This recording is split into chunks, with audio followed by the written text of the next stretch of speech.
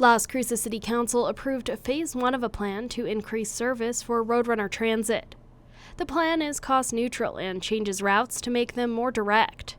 Tom Murphy, MPO Officer for the Mesilla Valley MPO, says he is hoping the new routes will encourage more riders. We're kind of oriented the routes to operate more linearly. So if you're getting across the north side of town, it's you don't have to take a loop around the south side to get where you want, and you can still transfer at the Mesilla Valley Intermodal Center to get onto a route to get you across town.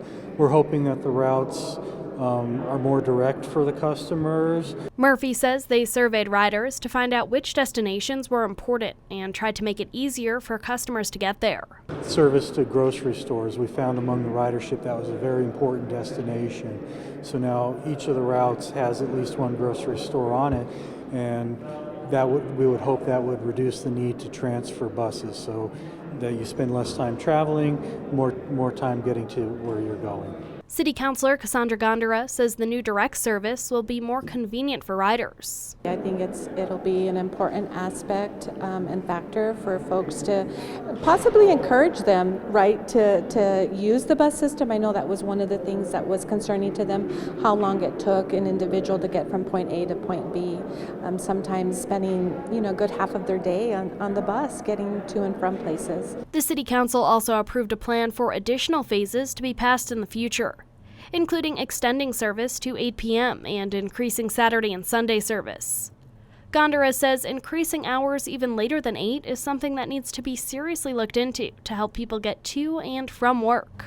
To not have transportation and have sort of that work schedule would be really difficult to get to and from your work. And so I of course feel very sensitive and compassionate for folks that do have that sort of swing shift schedule, and we need to find the funding, make it work somehow, to increase those hours of operation. Tom Murphy says they will study the ridership as the phases are implemented to make sure there is a demand for the increased hours before the city invests more money.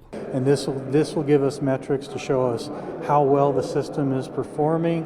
We can come back with numbers so that the council, if they decide to put more resources into the system, they have something to point to base their decisions on. Murphy says they hope to have the first phase of the plan in operation by July. For KRWG, I'm Samantha Sonner.